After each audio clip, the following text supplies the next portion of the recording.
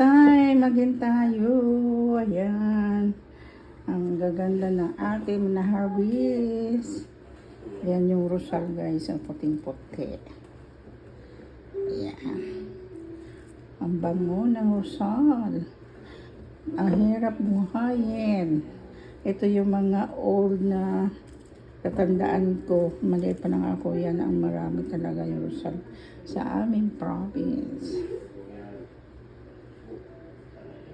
Sa aming province. Yan. Yung rosal.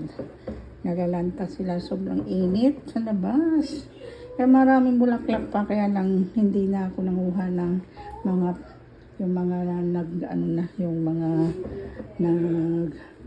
nag-bloom. Kasi bukas yan laglag na yung mga petals. Ito lang yung mga kinuha ko, yung mga ganyan. At least tagal sila malanta.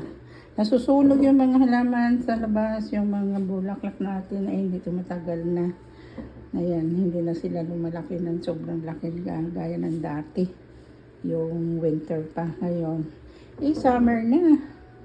Masyadong mainit sa labas.